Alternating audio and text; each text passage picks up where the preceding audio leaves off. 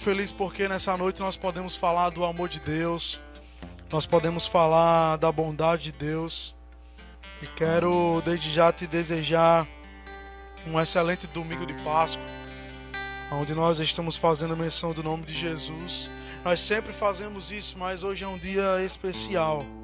Hoje é um dia que nós relembramos com mais força, relembramos com mais firmeza, onde nós podemos nos memorar no sacrifício de Jesus, de como foi grandioso essa ressurreição, de como foi grandioso o ato de Jesus na cruz, e que não foi algo qualquer.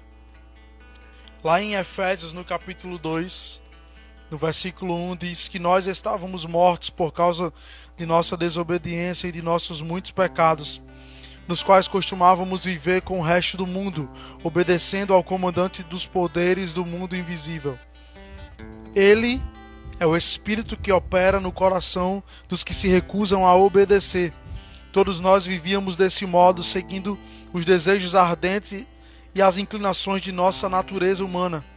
Éramos por nossa natureza merecedores da ira como os demais. Mas Deus é tão rico em misericórdia e nos amou tanto, que embora estivéssemos mortos por causa de nossos pecados, Ele nos deu vida juntamente com Cristo. Pela graça sois salvos. Aleluia!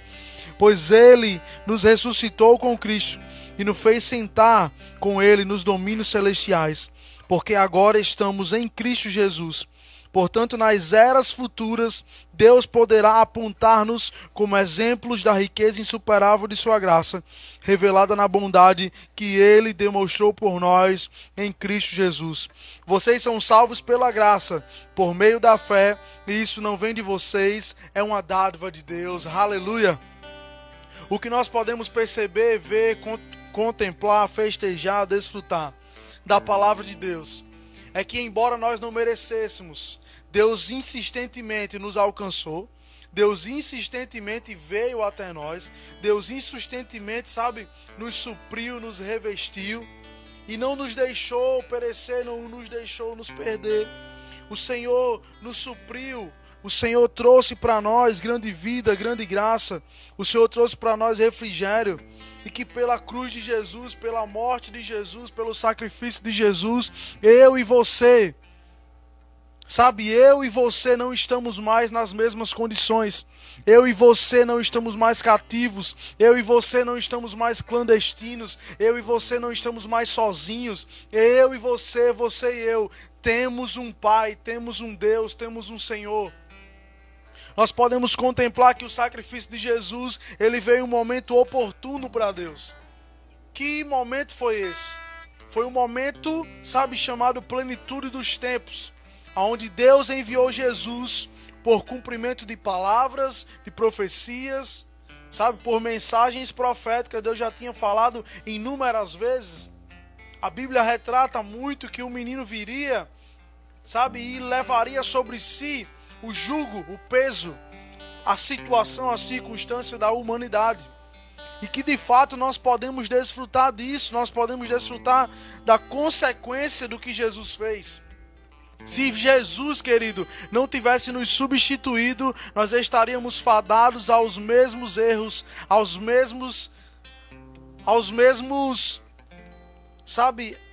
mesmo karma, ao mesmo erro, ao mesmo jugo, ao mesmo destino. Nós estaríamos fadados a algo chamado natureza humana, chamado natureza decaída. Sabe por que Deus não simplesmente retirou de nós o pecado? A Bíblia diz que Deus aniquilou o pecado no corpo de Jesus. Jesus foi preciso ser feito carne para que ele subjugasse o pecado na carne. E o pecado só não tem domínio sobre nós, querido, porque Jesus, ele já venceu a natureza do pecado. Quando ele vence a natureza do pecado, o que ele faz é tornar diante de Deus um caminho aberto. É trazer diante de Deus um caminho para que os filhos, para que aqueles que se reconciliaram com ele, voltassem para Deus. Por isso que Jesus é a nossa religação. Jesus é a nossa, religião na mais pura palavra. Jesus é aquele que nos religa, Jesus é aquele que nos conduz. Se eu e você, querido, não acreditarmos que a nossa natureza foi transformada, que a nossa natureza foi mudada, que as coisas mudaram de uma vez por todas, nós vamos simplesmente levar o sacrifício de Jesus como vão. E o sacrifício de Jesus não foi vão. O sacrifício de Jesus foi perfeito. O sacrifício de Jesus foi excelente. Nós podemos olhar para Jesus e desfrutar de um sacrifício tão grande, tão alto, tão perfeito, que a Bíblia diz que agradou Deus moê-lo e fazê-lo enfermar. Por que agradou a Deus fazer isso com Jesus? Por que agradou a Deus fazer de Jesus enfermo? Fazer de Jesus cativo? Por que agradou a Deus essa separação entre eles dois? Porque Deus sabia que Jesus estava fazendo isso para nos substituir. Uma vez Jesus tendo nos separado, nunca mais eu e Deus seria separado. Uma vez Jesus tendo se separado de Deus, nunca mais eu e Deus nos separaríamos. Porque nós estaríamos em Jesus. Nós estaríamos ligados a Ele. E essa aliança que Jesus faz é simplesmente para nos tirar de uma condição. Jesus não veio para perdoar os nossos pecados somente. Jesus veio para substituir a natureza do pecado. Se Jesus tivesse vindo só para dar perdão, e esse perdão não tivesse culminado na troca da natureza, nós estaríamos simplesmente em um ponto de vista de que se a gente acertasse e se a gente rejeitasse o pecado na nossa força, nós teríamos direito às coisas. Nós teríamos direito à bênção de Deus, à mão de Deus, à proteção de Deus. Mas como Jesus, Ele não só faz isso, Ele substitui a natureza. Ele assume a nossa natureza, se identifica conosco e nos substitui na cruz. Nós podemos ter a consciência, a certeza, a garantia, o privilégio, o desfrute de saber que a nossa natureza é a mesma dele hoje.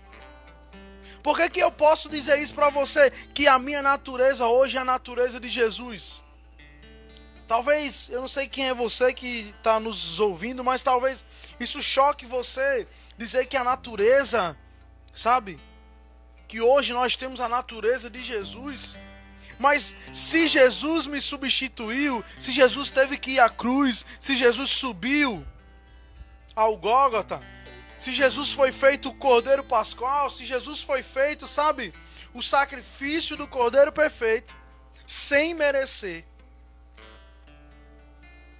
simplesmente porque Ele se identificou comigo, eu tenho a garantia hoje, pela palavra, que eu sou transformado quando eu me identifico com Jesus. Eu começo a contemplar Jesus, e esse Jesus que eu estou contemplando, Ele vai trazendo para mim uma síntese de mudança. Eu começo a me ver como Ele.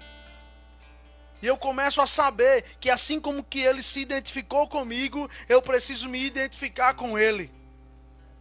É por isso que Paulo fala em Romanos 12, que ele roga para que a gente apresente o nosso corpo como sacrifício vivo, santo, agradável, que é o nosso culto racional, ou seja, que é a nossa mentalidade cativa, a palavra de Deus, para que algo aconteça em nós, para que a nossa mente seja transformada, para que aconteça a metanoia, mudança de mentalidade, posteriormente uma mudança de direção, uma mudança de caminho, uma mudança de rota. Por que Jesus faz essa ênfase na sua palavra? Por que Paulo é inspirado a falar isso? Talvez Paulo estivesse, sabe, em outras palavras, dizendo nesse texto: eu rogo que você faça isso, para que você comece a saber o que te pertence. Porque enquanto você não sabe que esse bem é seu, você não pode usufruir. Se Jesus morreu, Ele morreu por todos aqueles que criam nele. E Ele morreu com um privilégio, com um benefício, com uma finalidade.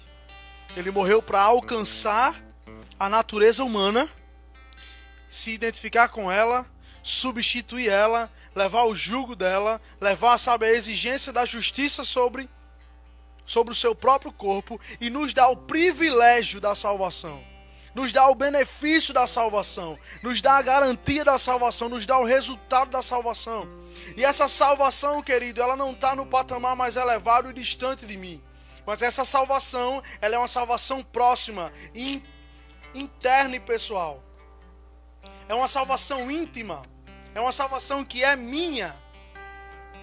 Por que eu posso ter certeza nisso? Eu posso ter certeza disso, porque assim como Jesus, ele tinha certeza absoluta que aquela era a vontade do Pai. A vontade de Deus era que ele morresse por todos. Jesus tem uma hora que ele fica tão angustiado, a Bíblia diz que ele teve uma profunda angústia, sabe? Da sensação precoce de se separar do Pai. Ele se angustia diante daquilo, sabe? E nós podemos perceber que quando algumas coisas acontecem querendo cauterizar a nossa mente, querendo cauterizar aquilo que nós somos em Deus, nós começamos a nos sentir mesmo afastados de algumas coisas. Porque nós perdemos a sensibilidade, nós perdemos, sabe, o benefício de ter o Espírito Santo e ser movido por Ele. Apenas a gente tem e não se deixa ser guiado por Ele, levado por Ele. E a gente percebe uma angústia, como que uma frustração, algo pesado, que nos esclarece na mente que nós não estamos no prumo certo, no caminho certo, vivendo a vida certa, aquela que Deus preparou, aquela que Deus planejou. E algo começa a ficar, sabe, meio que perturbado no seu coração, só em saber que talvez você não esteja no caminho certo.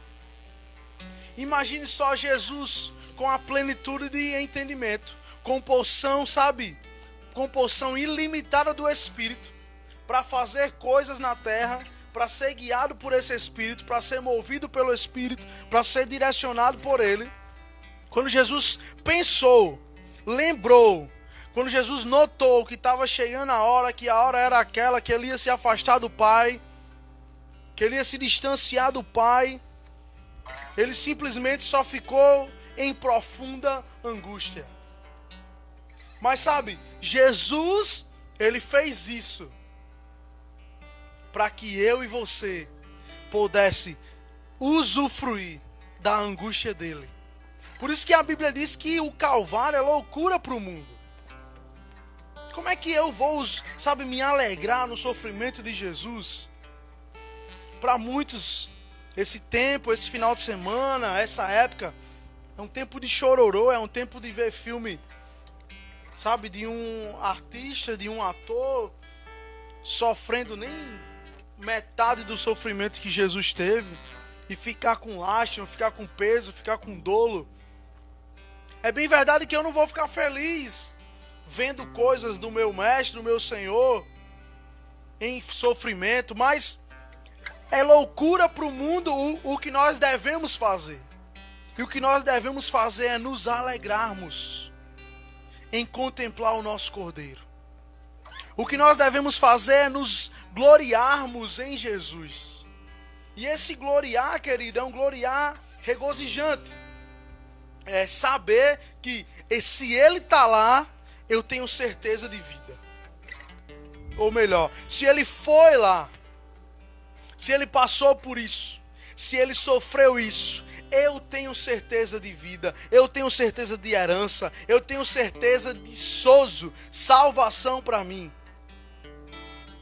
Nós podemos pegar a vida de Jesus e nos gloriarmos nele, no que ele sofreu, no que ele passou, porque se Jesus, diante de tamanha situação, sofreu profunda angústia, foi para que eu e você soubesse, foi para que eu e você desfrutasse da plenitude que é ter o Espírito Santo em nós, da plenitude que é ser amado por Deus, da plenitude que é saber que nós estamos reconciliados com Deus e que Ele nunca, nunca, jamais nos abandonará. Jesus passou por isso para que eu e você soubesse que havia um caminho, que havia uma salvação e que a sua dor, o seu sofrimento não foi em vão. Foi para me substituir. Porque se eu continuo vivendo com os mesmos problemas, com as mesmas frustrações, com os mesmos sofismas, se eu continuo vivendo, sabe, com a mesma estranheza para com Deus, se Deus ainda é o meu perseguidor, se Deus ainda é o meu condenador, se Deus ainda é aquele que está jogando contra mim, o sacrifício de Jesus foi em vão. Se eu ainda preciso pagar penitência, se eu ainda preciso subir montanhas, se eu ainda preciso descer escadarias, se ainda me resta fazer algo, a não ser a minha crença, fé no Cordeiro, é porque eu não acredito de fato que a obra de Jesus foi completa. Jesus é reduzido ao patamar de homem. E querido, Jesus não foi só um mestre. Jesus não foi só um grande profeta. Jesus não foi só um grande homem. Jesus não foi um causador de revolução. Jesus não foi um revolucionário para o seu tempo. Jesus não queria ser um grande político. Jesus não queria ser um líder a ser seguido. Jesus não foi o criador de uma religião. Jesus não foi um grande poeta, querido. Jesus não foi um homem à frente do seu tempo porque ele respeitava mulheres, tratava ela como ninguém tratava. Jesus não tinha viés político. Jesus não tinha discurso filosófico. Porque se em algum momento, querido, você reduzir a compreensão do Cristo glorificado para só um homem cheio de sabedoria, para só um homem cheio de entendimento, você está reduzindo a deidade de Jesus. Você está reduzindo o sacrifício de Jesus e você está tornando ele vão. Você está pegando a pessoa de Jesus, o Filho de Deus, e reduzindo a ele, sabe, ao patamar humano. Jesus homem, mas Jesus Deus. Jesus homem, mais Filho de Deus. Para muitas pessoas, para muitos segmentos, para muitas doutrinas, é comum você pegar Jesus, sabe, e retirar dele o posicionamento de filho genuíno de Deus, revestido do Espírito Santo em porção ilimitada. É comum eu pegar Jesus e colocar só como um mestre, só como um belo doutor, só como um exemplo de quem morre pelos outros. Se eu fizer isso com Jesus, querido, ele vai perder o seu mais belo, sabe, a sua mais bela característica, que é Cordeiro de Deus. Ele vai perder a sua mais bela virtude, que é Filho de Deus enviado como semente para ser plantado e para ser colhido muitos filhos. Eu devo entender, você deve entender, que Jesus ele se identificou conosco para nos alcançar no mais baixo vale, no lamaçal de pecado, sabe? Jesus ele se identificou comigo para que eu me identificasse com ele. No versículo 6 de Efésios 2 diz assim: pois ele nos ressuscitou com Cristo e nos fez sentar com ele nos domínios celestiais, nos lugares celestiais, porque agora estamos em Cristo Jesus. Portanto, nas eras futuras, Deus poderá apontar-nos como exemplos da riqueza insuperável de sua graça, revelada na bondade que ele demonstrou por nós em Cristo Jesus. Você pode ver? O sacrifício de Jesus e a ressurreição de Jesus teve uma finalidade. Não foi à toa. Deus não fez isso só por fazer. Deus fez isso porque ele sabia que o sacrifício de Jesus ia trazer para ele uma posição nunca vista antes e nunca tida antes até pelo próprio Deus. E essa posição, querido, é a posição de filhos. Deus nunca em outro momento tinha tido filhos. Deus ele tinha o seu filho, ele era o verbo, ele estava com Deus, ele participou da criação, ele está com Deus desde o princípio, desde as coisas que nós ainda nem sabemos. Mas o patamar de filhos, no plural, a família de Deus, ainda não existia. E foi preciso Deus enviar Jesus para trazer para si a sua família. Deus enviou Jesus para restaurar a sua família para si. E ainda diz, Deus poderá, no versículo 7, Deus poderá apontar-nos como exemplos da riqueza insuperável de sua graça. Olha só, eu sou exemplo da riqueza insuperável da graça de Deus. Você pode falar isso comigo nessa noite? Eu sou exemplo da riqueza insuperável da graça de Deus. Você e eu somos o exemplo da bondade de Deus. Somos o exemplo do sacrifício de Jesus. Eu e você ter recebido a porção do Espírito Santo, a natureza do Espírito Santo, ter recebido a unção de Deus em nós, a vida de Deus em nós, é um exemplo, sabe? Nós somos modelos de filhos para Deus. Deus não fez isso à toa. Deus estava vendo em Jesus o benefício disso. Deus estava vendo em Jesus o benefício da criação, o benefício da ressurreição e o benefício da glorificação nele. Jesus conquistou para si algo que antes não havia. Nunca houve nos céus o corpo glorificado de um homem. O corpo de um homem. E hoje existe, simplesmente, querido, um homem nos céus chamado Jesus, aleluia. E esse homem, ele foi cheio do Espírito para receber porções inimagináveis de unção, de poder, de autoridade. Ao ponto de que Deus declarou que ao nome de Jesus todo joelho se dobre, pois Ele é o cabeça de todo principado e toda potestade, ou seja, toda a classe espiritual, toda a classe celestial, ela é submetida ao nome de Jesus. Toda a classe, sendo de anjos de Deus, sendo de anjos decaídos de demônios, até o próprio diabo ele se submete ao nome de Jesus, porque ele conquistou nos céus e na terra a graduação perfeita para ser o nosso Senhor. Aleluia! Mas eu quero que você foque em algo nessa noite. Eu quero que você preste atenção nisso. Assim como nós temos exemplos, nós temos ministrações, muitos já sabem disso, muitos já ouviram isso, que aquele versículo de Salmos, onde diz quem é esse Rei da Glória, é uma passagem profética tratando do retorno do Espírito do Filho, encarnado no corpo de Jesus, aos céus. E os anjos dizem quem é esse que está chegando com autoridade, com poder. Nunca o corpo do homem tinha subido lá.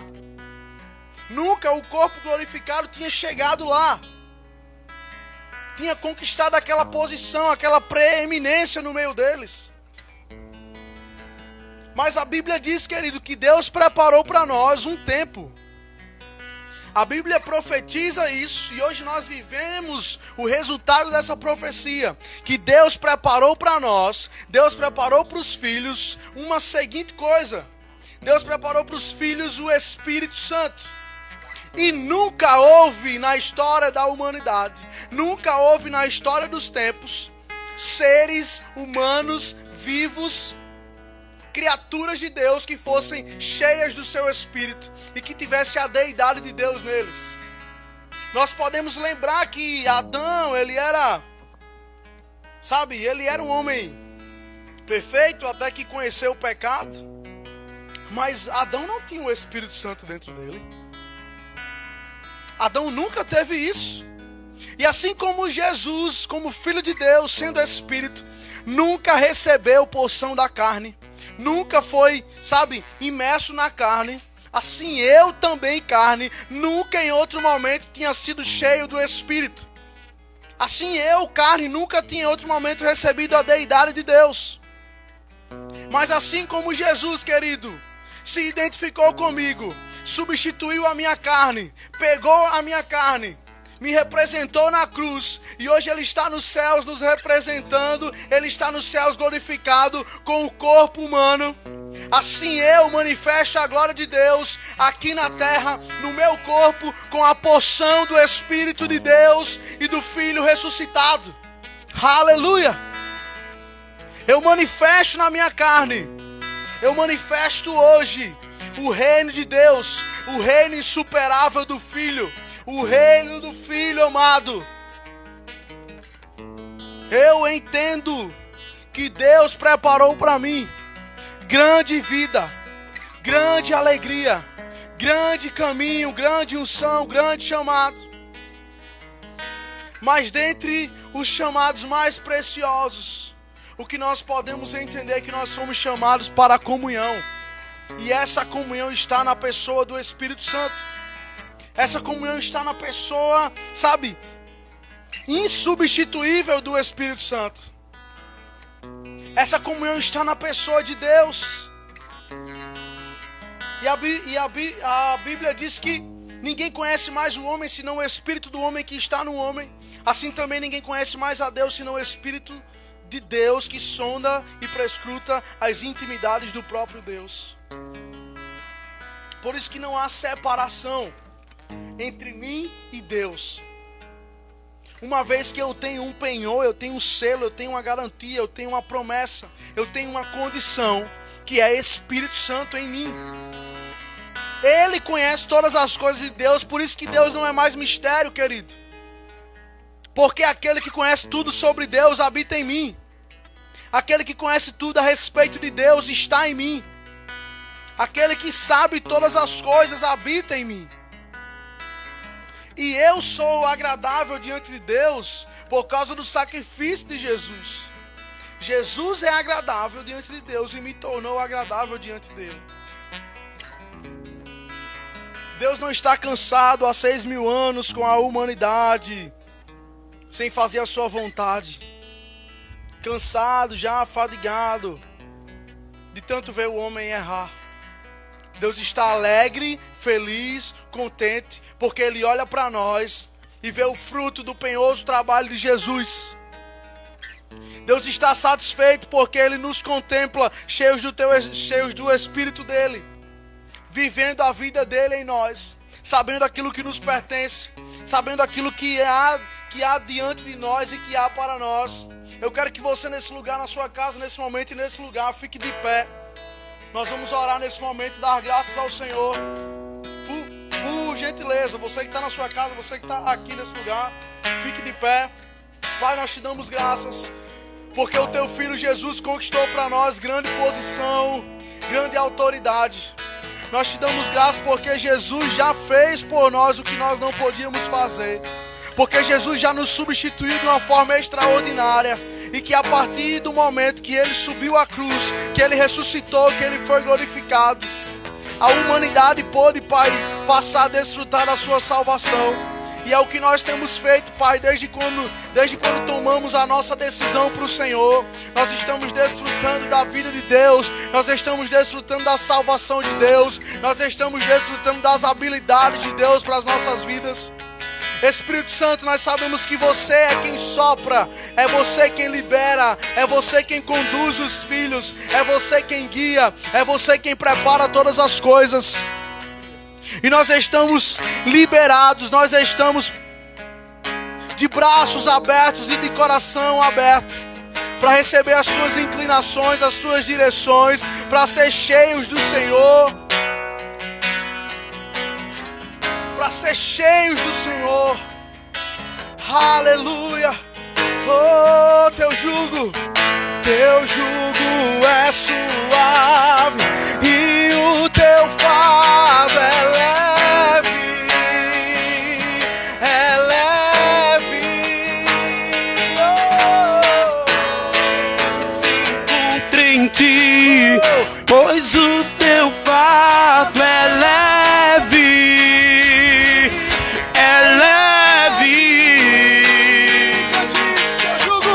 Teu jugo é suave, foi o teu fardo é leve, é leve. Se encontre em ti, pois o teu fardo tua